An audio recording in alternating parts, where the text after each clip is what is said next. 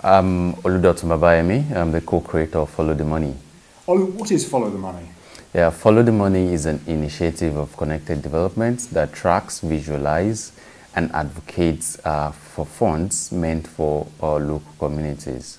We mean rural communities. And when we talk about funds, it means government spending to rural communities and also international aid organizations spending to rural communities. So how does it work? What's the method you use? Follow the Money itself as a workflow. We start from we mining data on funds that are supposed to be made available to these rural communities, followed by we doing what we call ground routing, which is doing on-site visits to those communities just to know the status of the funds, if the funds had really gone to the communities. Then the next workflow for us is we doing what we call community engagement, which means stakeholders meetings with concerned individuals, which we call stakeholders. Then followed by our online engagements, which is using Twitter and Facebook, and also offline engagements, which means we're using prints to tell the communities what funds are meant for them, and also using the radio and TV. So that's our workflow, and at the end of it, we always hope government institutions and aid organizations can really go to the communities and see for themselves what's happening in the communities. Give me an example of where this has been used in Nigeria. Yes, so in 2013, we discovered a flood-prone community which has about 3,000 citizens, which the government already promised about 600,000 USD to relocate them from the community they were in, which was flood-prone, to a new location called New Gutsura. Where is Gutsura? Yeah, Gutsura is in Zamfara State, northern Nigeria. And what we found out was that when we did the ground routing, at first we did the data mining, trying to look for data that could corroborate such story that we got from a newsprint. And we found that the amount of money that was budgeted for relocating the community. Afterwards, we were in the community to really find out if the community was flood prone, if they had ever heard that they were supposed to be relocated as well. So we did several interviews with the community head, with several groups, key groups in the community, and they said they haven't. So that was after 1 year that it was announced by the state government.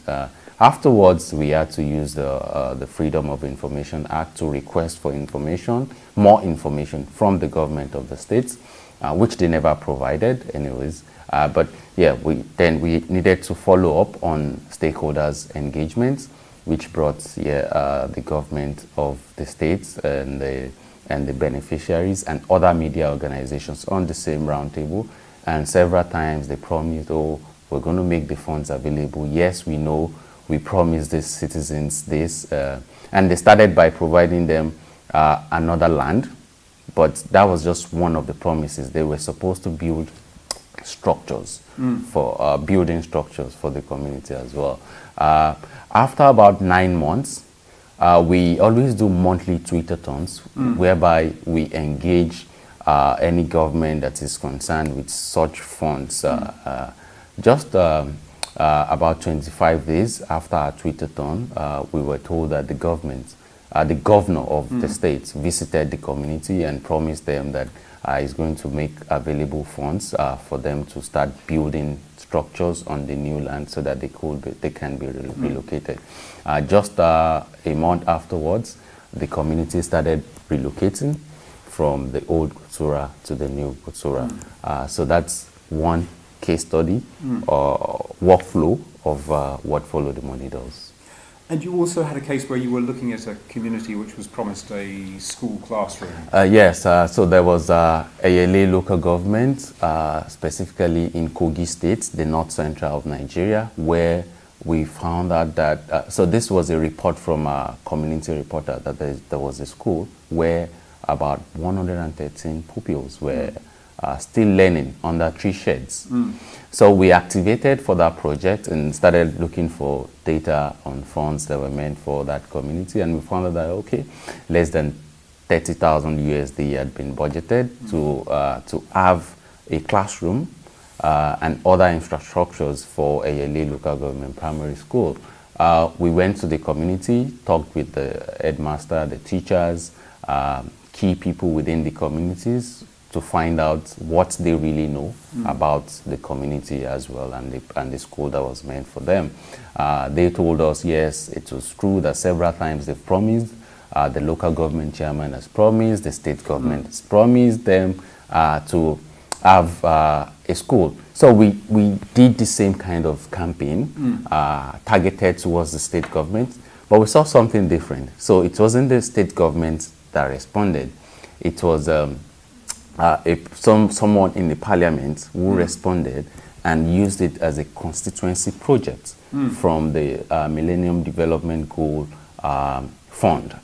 So, and that was very fast. Within 4 months, they had to build classrooms for those children, and right now they have a classroom.